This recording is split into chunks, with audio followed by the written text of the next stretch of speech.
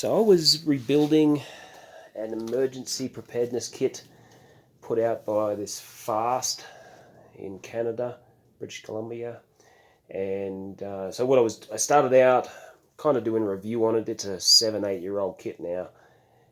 But also I was changing out anything that was, out of date, such as the water ration and the food ration. In this case, September 2011 was when it was packaged. September 2016 was when it was out of date. Anyway, so I was going through doing that, and I thought, all right, while I do that, I'm going to change out anything in the kit that I think is of poor quality. And I did that, and then I added a couple of things that I thought they were missing. And in the end, I ended up pretty much changing out the entire kit. And then, the icing on the cake, so to speak, was the manual they included with the kit. And so that's what I'm going to talk about now. The actual video will be up on YouTube. I'm going to keep it unlisted because it's an hour-long video. It got too big, and I don't think anyone's going to watch an hour of this sort of stuff. But anyway, so this is just one small section that I wanted to harp on, and that is the information provided with these emergency preparedness kits. This is what came with it, and Earthquake and Tsunami Smart Manual. Manage the Risk, a guide for protecting your family. Excuse me, I got the sniffles. And, I skimmed through it, and a lot of colourful pictures, little tiny bit of information. So what do we got? 18 pages of almost worthless information. Whether you're in an earthquake or a tsunami, I would hope that you have better information than this with you, when the time comes. So I'm going to just show you a few of the things that I have. I've been collecting preparedness wilderness survival manuals since I was 12. So I've got quite a few, and this is just some of them. And first one and foremost is my Australian Stay Alive. I do not know if this is in print anymore. This is from 1981, and a handbook on survival. What's good about this, apart from, it's written in Australia, where I used to hang around, it has got a good amount of good basic information. When it comes to first aid, treating bites and stings and broken appendages. It's got a good first aid section, and good fire making section, direction finding section, dangerous animals. It talks about all that sort of stuff, fires. So it's got a really good fire making, catching food, really good basic introduction to emergency preparedness and wilderness survival. Basically you're stuck in the wilderness and you need to stay alive until someone can come help you, or signal them that they want to come help you. So that's one way of thinking as far as emergency situations occur. And honestly, I'm more this type of person. I'm more the person who's gonna need to think about how to stay alive out in the wilds, and I'm a head to the hills guy. Not everybody's like that. There's a lot of people who are going to, they're going to hunker in at home and batten down the hatches. They got tsunami they're probably bugging out, but they've had an earthquake, or they've got, civil unrest, or they've got a hurricane coming in, or whatever the case may be. They're making plans and preparations with the idea that they're they're going to be staying in their home and weathering the storm. And I think most people are probably in that boat. Now this, once again, an old book. It may not even be available anymore. Sense of Survival, J. Allen South.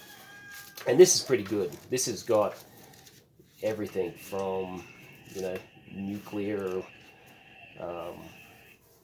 war, protection against radiation, and what to do in the event of floods, and it has got a lot of information in there, and it's more suited for the family who's staying at home, weathering the storm, waiting to either be rescued or helped out by the government. But it also has some information in there that goes beyond that.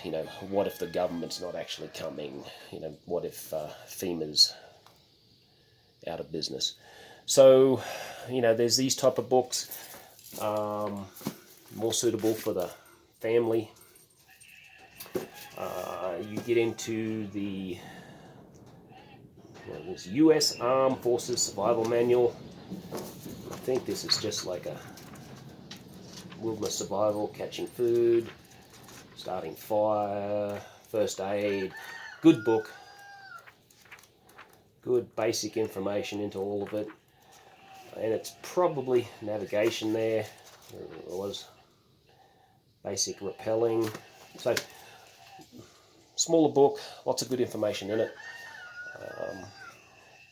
Might be getting a little bit beyond most people's ideas of preparedness, being ready for that disaster. Just something else, which is a really good book that I've also had for a very long time, and this is Search and Rescue Survival Training, Air Force. And this has got almost everything I could ever want in there. Food catchment, how to prepare it, and all your different ways of, it's got some knots and rappelling information. Now this book, the information in that, although it's got a lot of good information suitable for everybody, it's also got some information in there, the whole search and rescue. It's also got some, escape and evasion stuff in there. So this is more for the military mindset. I'm crashed in enemy territory and I have to avoid them. So this is sort of getting hardcore. So it may not be for everybody, but it is so comprehensive. If you can find a copy of that, I would recommend it.